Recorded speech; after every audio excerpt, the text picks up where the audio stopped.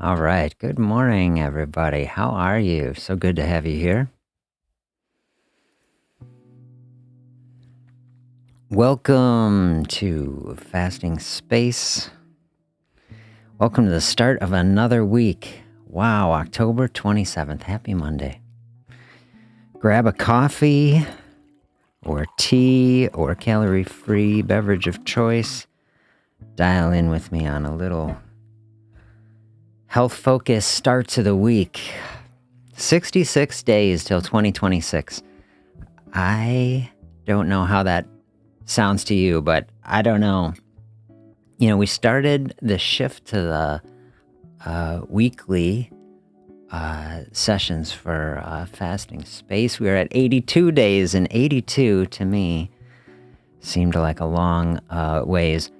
But 66, man, it's like the time we see it, it's already carrying on so quickly. And so we'll keep dialing in every day that we're walking toward better health. We're walking toward a new us in 2026, refreshed and rejuvenated and ready for an incredible year. Ready for an incredible end to this year. We live in the present as much as we look forward to the future. Maybe the way we really look forward to the future by grounding ourselves in the present, doing everything that we can in this moment to make it a health moment, the healthiest moment that we can. Bringing enjoyment, meaning, presence into this day is how we enjoy it. Nobody burning themselves out. I hope that's the case. That's the big thing I want for everybody as we're walking forward in health. People enjoying the process, finding joy and contentment, a mental space of peace. You find a sense like that, a mental space like that, then you can walk through that sort of process. Float through the days like a sailboat, floating across the lake in a gentle breeze. That would be the ideal. Pat is here. Good morning. Hope you're doing well. Down a pound despite the pancake. Yes, moving in the right direction. Yes, I will take it too. That's what you want. The direction we want. I have an image. I put it on my Dr. Z method for the diabetes. I think I even have it somewhere here, but it's like it's got a compass and a speedometer. And it's like focus on the compass, right? Focus on the direction, not necessarily the speedometer. If we're in the sailboat and we're floating in the right direction, we'll call that good enough. Okay, if you are new, if you're coming through fasting space, I tell you, I call this fasting space. Okay, it's a space, right? We're coming into the stream. It's a space. We're focused on fasting. It's like health focused. Fasting, just part of health. I talk about every good part of health, right?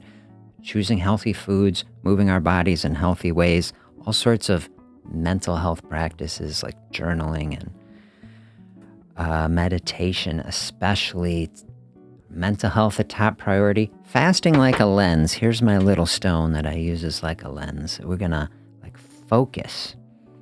Run all of our health, especially if we're trying to lose weight, but if we're trying to cleanse and rejuvenate the body in any fashion. A fasting space, okay, that's this space, but that's what we're talking about too. So it's like mirroring it. A fasting space in the body, a highly valuable space. Powerful metabolic medicine, right? Think of all the things that are happening in the body, right?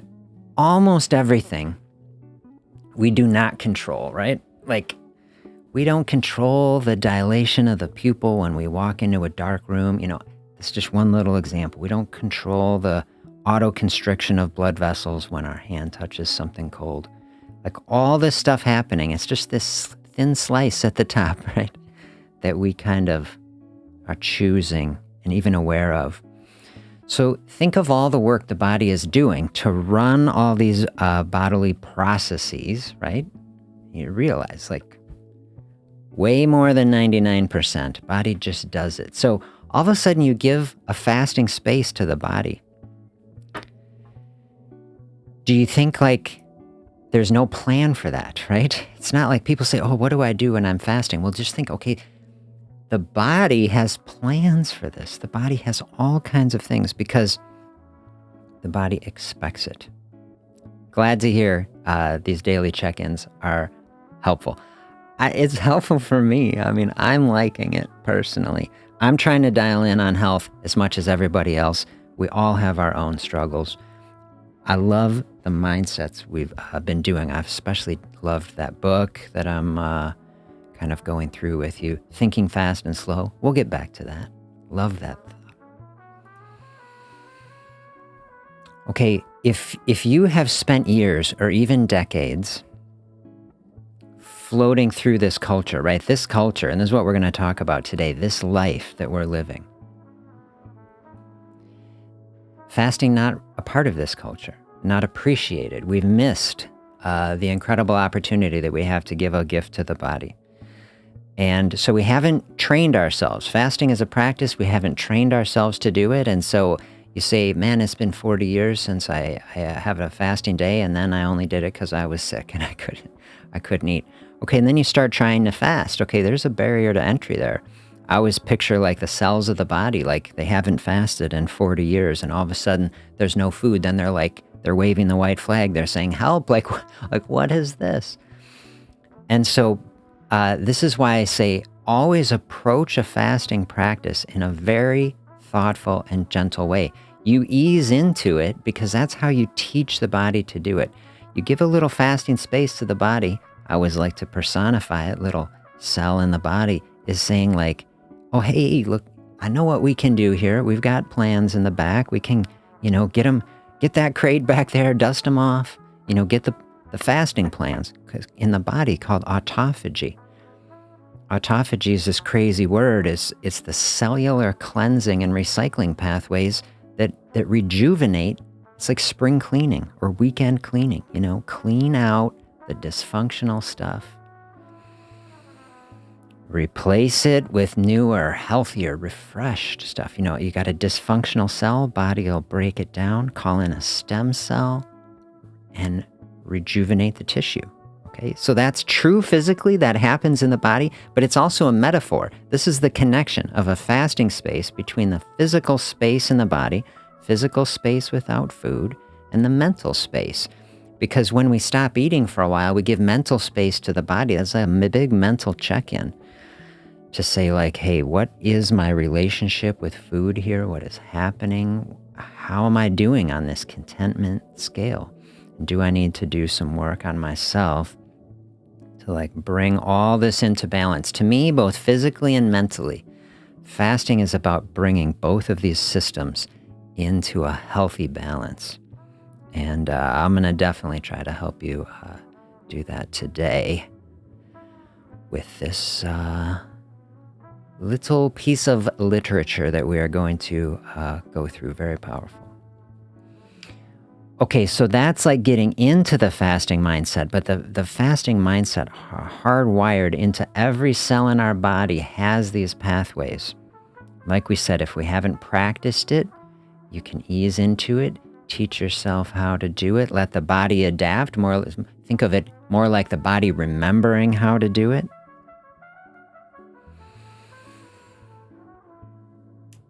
Fasting, definitely a process of learning to trust the body. See, like I was saying before, all these bodily processes the body does for us. We don't have to think about it. It just happens. This is what happens in the fasting state. People say like, oh, is the body going to be okay? Look, the body knows what to do. And as we train it and we give it the space thoughtfully and gently and teaching the body remembering, building out the processes to fast, the body just does it. Like, we don't have to really do the fasting, right? Our experience is like, okay, we dial in on a mental space where we say, I'm going to find peace and contentment without food. That's the mental space, bringing balance and mental resiliency to our life. So helpful for so many areas, but solving that puzzle. We did that session last week. Clues to the weight loss puzzle. We're solving our personal puzzle our relationship with food, how we navigate through the world with all of it. And the body physiologically is building out the pathways to do it, strengthening that fasting muscle.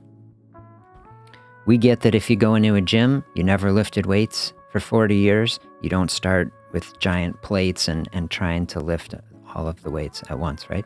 You build it up slowly. And as the body is doing that, that's what we're doing daily, right? Every weekday now, we're stepping toward it. Like that analogy. Like, have you seen a video ever where they're talking, maybe I should put a video on the channel like this, 1% better every day. 1%, teeny tiny little change, just the tiniest notch forward. But think how 1% better every day compounds over a year. It isn't just 360 percent better, which would be good enough, but it compounds, right? Because like 10 days, 10% better, and now we're getting the compounding. So that's the process that we want. Gracious with ourselves, just trying to every little notch moving us forward, one step at a time.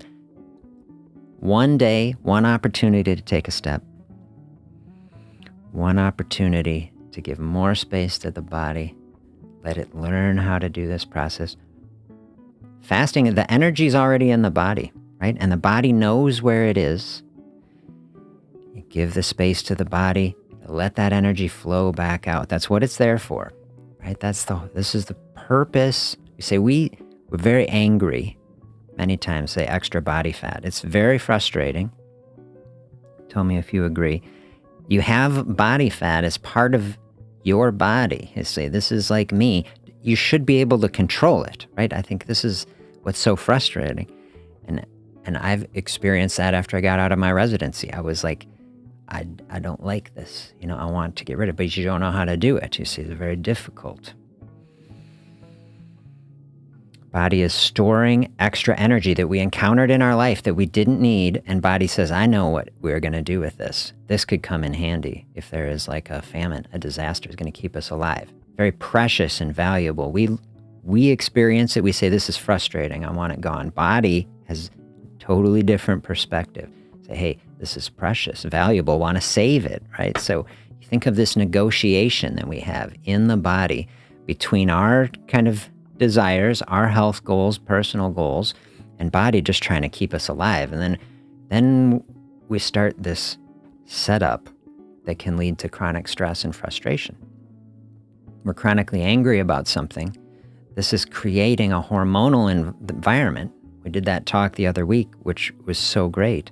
I thought, on inflammation. I mean, I loved it, just really seeing through that study the direct connections between the brain and our immune system and the creation of a chronic inflammatory state from stress that is feeding back into the creation of this whole cycle of weight gain.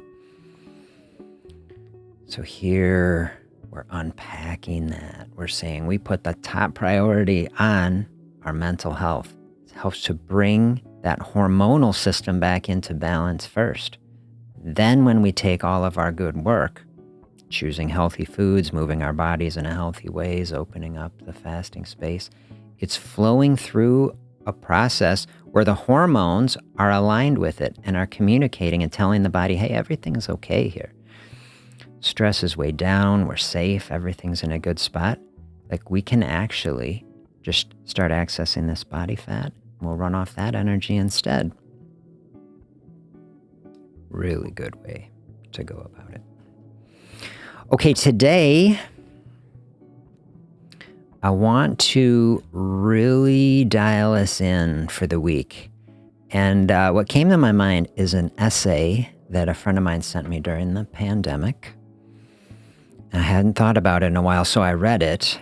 And I thought, you know what? Why don't I just share this?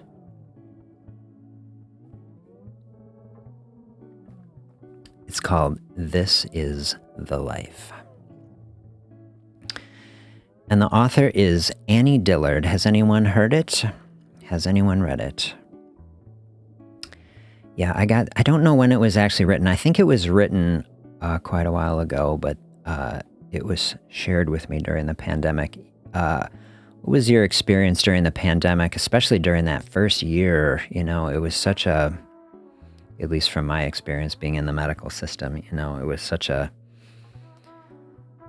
well, everybody experienced it everywhere. It was a dystopian experience, the illness and lockdowns and just, it was people not seeing each other, totally disrupted social patterns. There was kind of a moment at the beginning, the kind of zeitgeist was like, well, isn't this not so bad? We're gonna take a break and reevaluate, like we're always so busy, and here we're kind of forced to, take a pause. Some amount of that, there's a silver lining, perhaps that we could pull out of that. And it was kind of in that moment where people reflecting around like, what are we doing in the bigger picture here? Are we really living our lives in the best way? That kind of led into that great resignation. A lot of people kind of saying, I'm gonna go a different direction. That's the moment where this essay came to me. So if we're trying to center ourselves here, okay, 66 days, 66 steps we got till January 1st, and we'll have a big, online party for fasting space. And we say, man, look at what we dialed in through the fall. And we can remember all the fun we had in holidays. I want everybody thinking now ahead of time, okay, holidays, what are the most important things? It's a great time, dial in, good food, friends, family, find joy, connection, meaning. I want you to have that. And then use a fasting space to balance it out, right? Balance. We need good food, and we need also a healthy fasting space. Okay, so here we are, Monday, 66 days out. We're going to dial in. I hope that this reading that I'll read for you, dial in with it, kind of think about the perspective that they're giving. They're trying to zoom way out in a really, really big picture on human society, on culture. See, I've talked a lot about culture, right? That we have a consumption culture.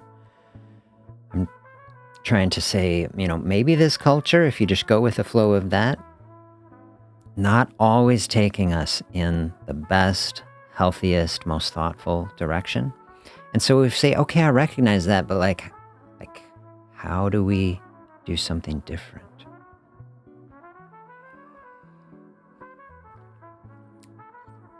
Can this give you a space, a deep reflection, hopefully,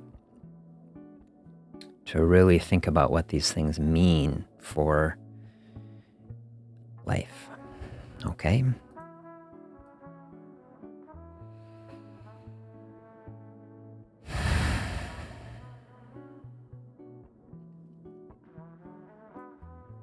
Here we go.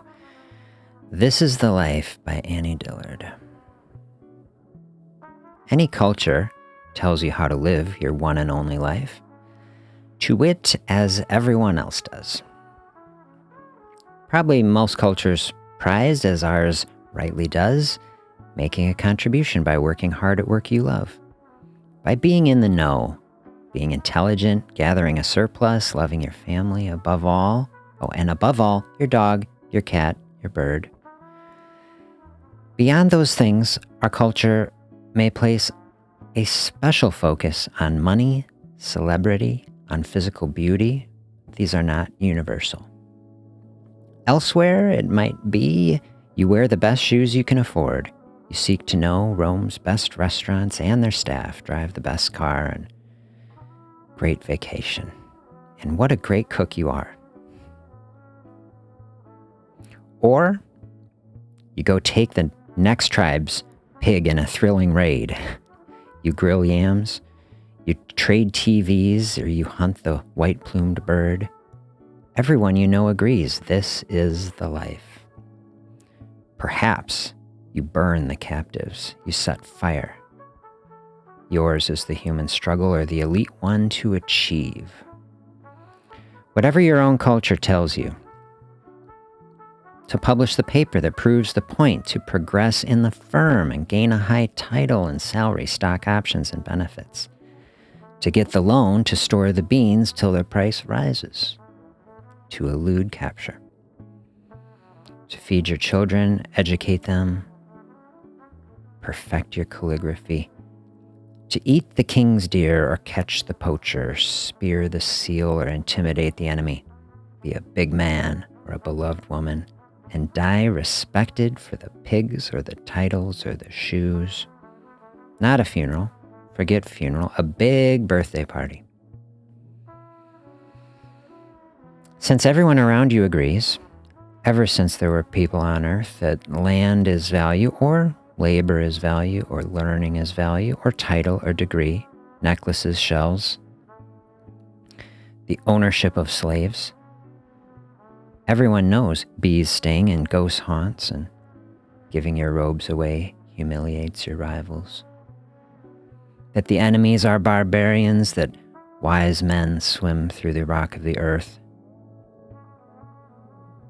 Airstrips attract airplanes, tornadoes punish, ancestors watch.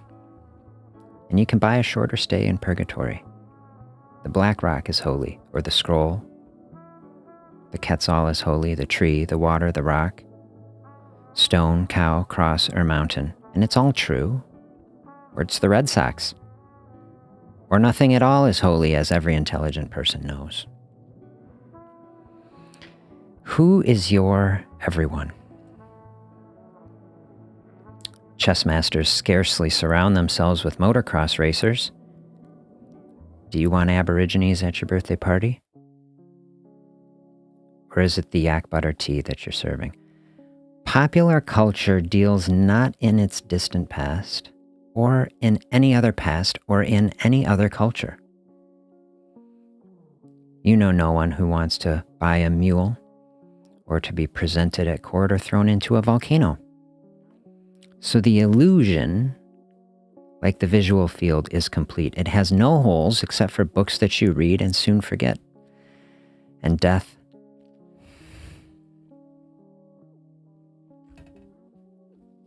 takes us by storm.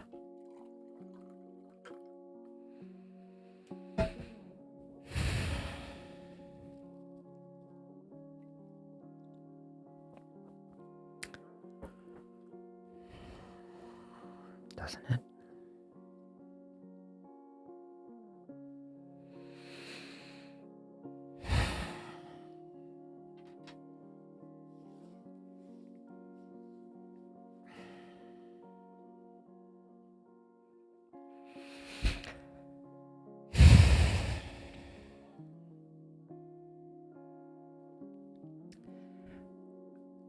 What was that?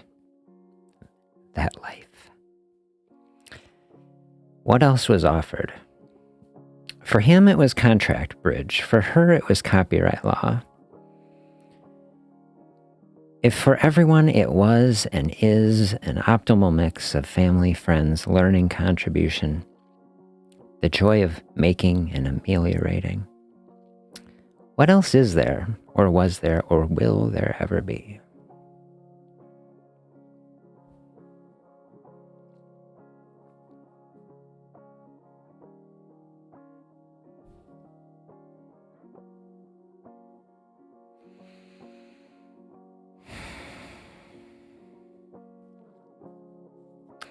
What else is a vision or fact of time, and the people it bears issuing from the mouth of the cosmos, from the round mouth of eternity in a wide and particolored utterance, in the complex weave of this utterance like a fabric in its infinite domestic intricacies, the centuries, the continents, the classes that dwell. Each people knows only its own square of the weave, its wars, its instruments and arts, and also perhaps the same starry sky. Okay, and then what? Say you manage to scale up your own weft and see time's breadth and the length of space. You see the way the fabric both passes among the stars and encloses them. You see in the weave nearby and aslant farther off, peoples variously scandalized or exalted in their squares. They work their projects, they flake their spear points, hoe, plant. They kill one another. They're preparing sacrifices as we here and now work on our projects. What, seeing this spread multiply infinitely in every direction, would you do differently?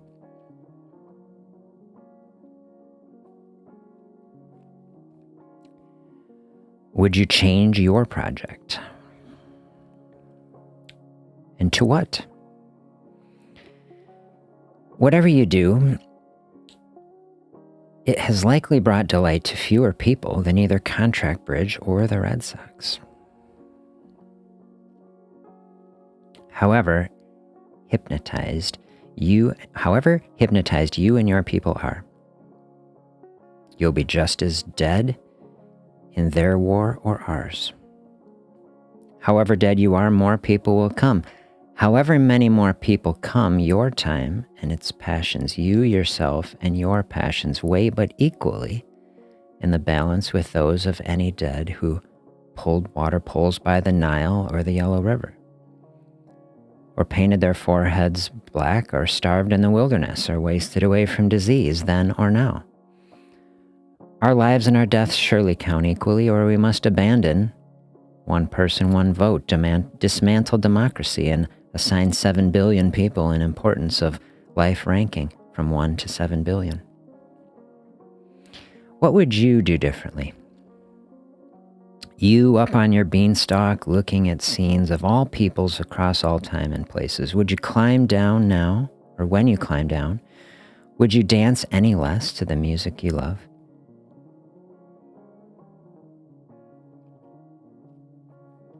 Someone has to make jogging shoes, turn the soil, and go fishing. If you descend the long rope ladder back to your people, your own time in the fabric, if you tell them what you have seen, and should someone care to listen, then what?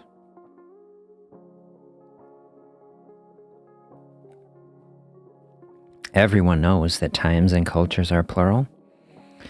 If you come back a shrugging relativist or a stiff-tongued absolutist, then what? If you spend hours a day looking around high astraddle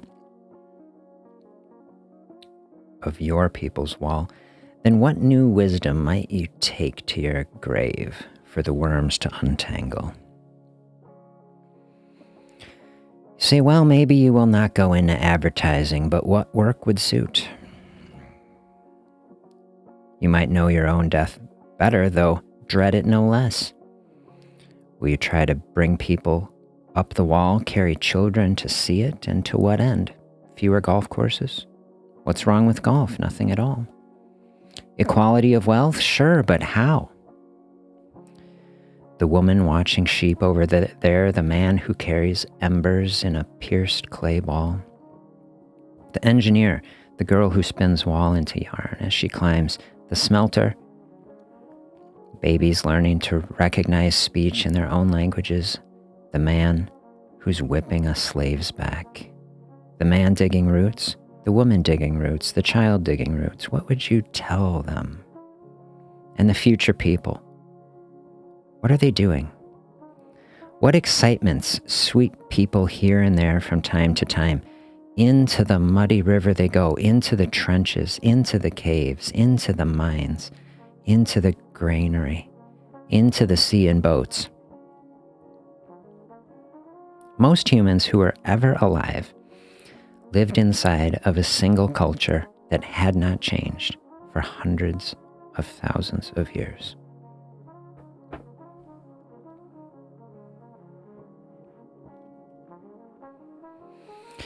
Over here, the rains fail. They are starving. There, the caribou fail, and they are starving. Corrupt leaders take the wealth, not just there, but here. Rust and smut spoil the rye. When pigs and cattle starve and freeze, people die soon after. Disease empties a sector, a billion sectors.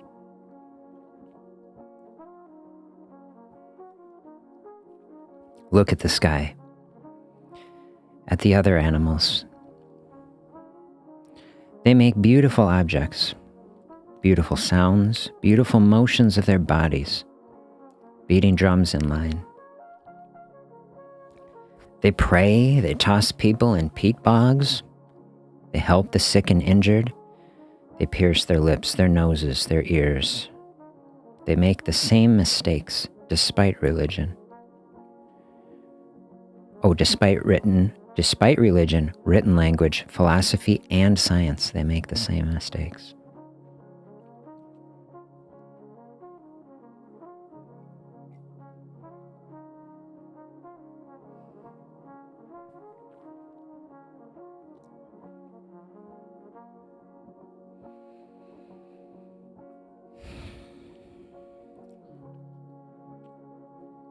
They build, they kill, they preserve, they count and figure, they boil the pot, they keep the embers alive.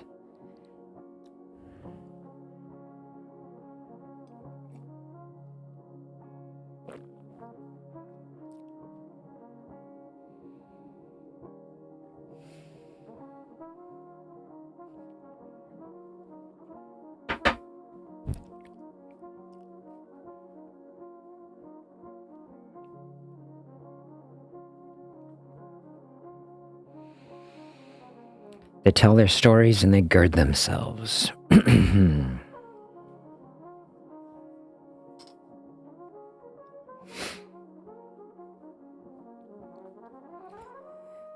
knowledge you receive directly make you a Buddhist? Must you forfeit excitement per se, and to what end?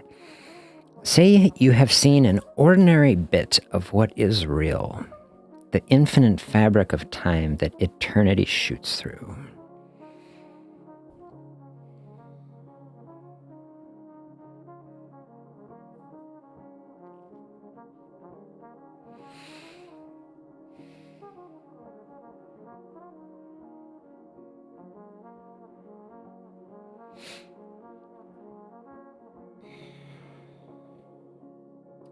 And you see times, soft-skinned people, working and dying slowly under the shifting stars.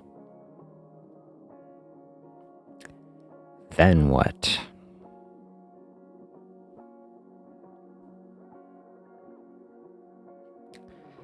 Annie Dillard.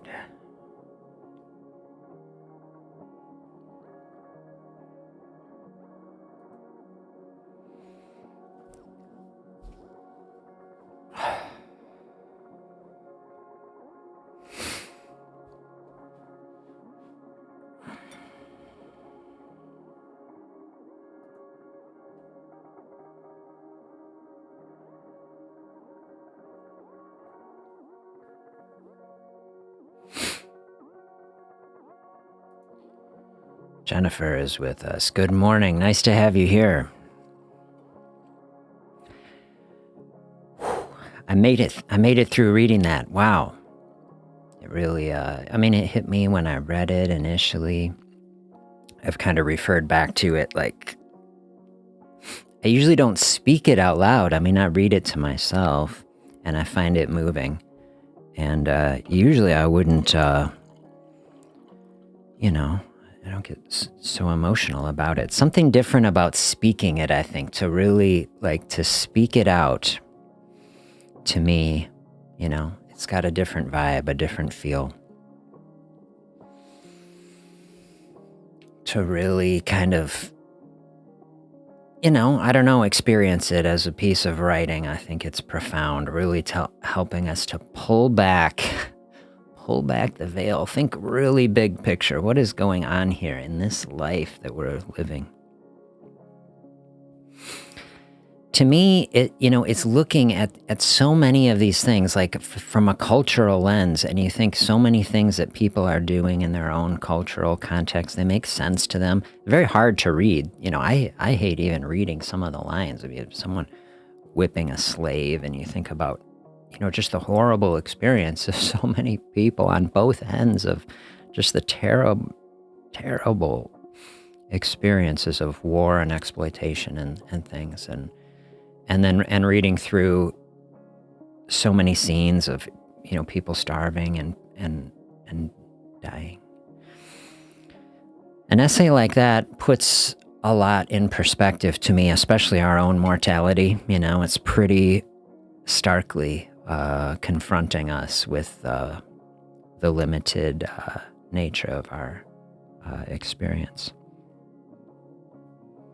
And to me, it is through the course of all of that is it's like a crucible that is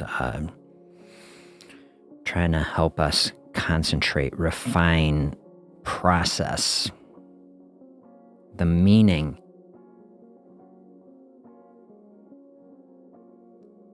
of our life, to discern to the best extent that we can what are the things that are truly important, truly valuable. When you see this grand sweep of time, we consider all the different ways and things that it has meant to be a human being. What does that mean for my life here? I intentionally put this here 66 days till 2026. What is the meaning of that? And how are the ways that we want to walk forward, like with that perspective? How are we going to walk forward in health now? I would say, hopefully, very intentionally. Very purposefully, very meaningfully, very thoughtfully. Realize from a passage like that just what a precious gift our life is.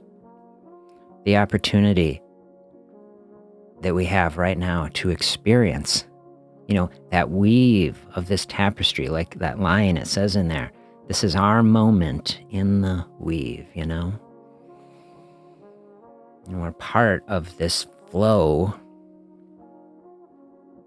of space, time, consciousness, life, weaving in and enclosing the stars in some beautiful fashion.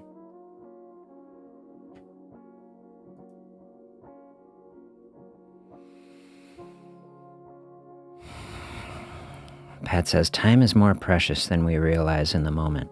Thus the importance of being the best versions of ourselves that we can be, not just for ourselves, but for everyone we share this time with. We're all in it together. That's what I have to say. Absolutely.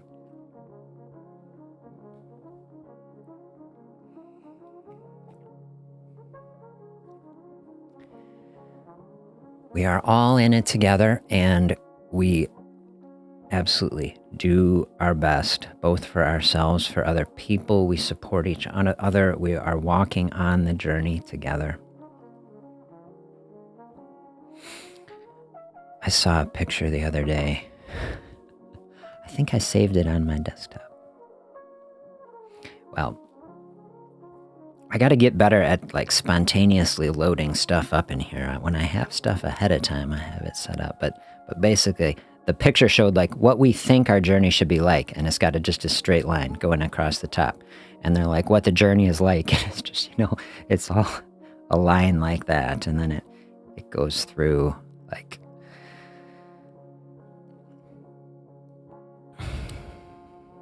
journey is often of any kind, really. A journey to somewhere worthwhile is usually not just a smooth, straight road. Usually, we got twists and turns and these sorts of things. That's why I love that book I reference very often. The obstacle is the way, right? We have obstacles for whatever reason, the way this life is, right? Usually, the experience of moving toward something of value involves a process of overcoming obstacles.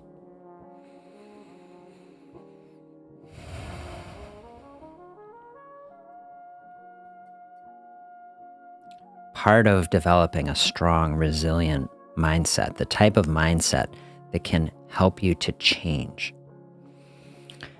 in a profound and effective way, is a mindset that stops seeing obstacles as barriers and starts seeing them as opportunities, to see struggles that you've had and times that you have failed, not as a failure personally, but as a learning opportunity that you went through as part of a process that is going to springboard you forward.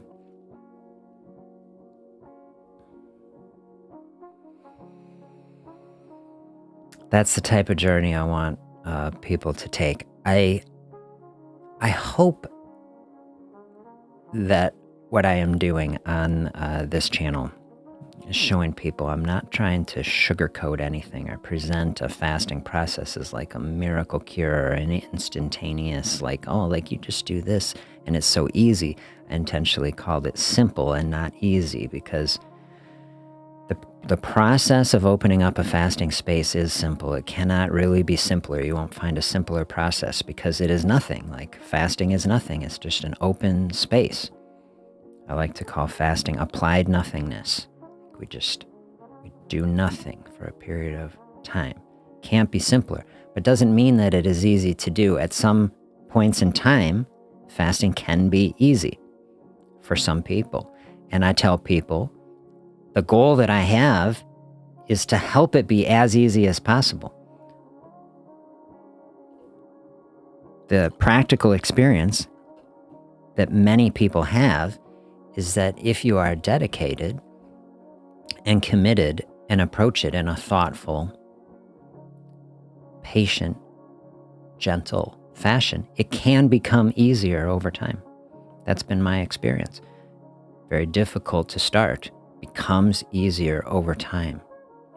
Very helpful to have thoughtful people coming along with you in a journey, in a group. That's what I want to build, is collections of people helping each other move through a space like that, learn, grow, travel the path together.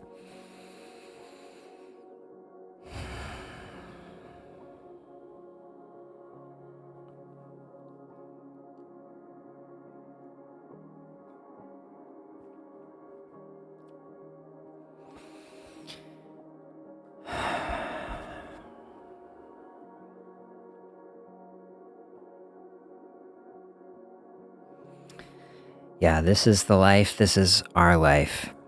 Take some good time to reflect today. Go back. You can look up that essay if you want to read through it. This is the Life, Annie Dillard. I'll put a link to it in the show notes after this is done. Definitely a good space. Go back in and reflect. Where are you going in this day? Okay, let's just win this day. Let's ground ourselves present right now. What is the blueprint for you for the rest of this day? Where are you going in it? What are the health decisions? What are the difficulties that you're going to encounter just in this day? It's enough. I was going to say, we can go on and map out our whole, other 66 days. Good to do that as an experiment. Maybe that can be a journaling, area. Kind of map out.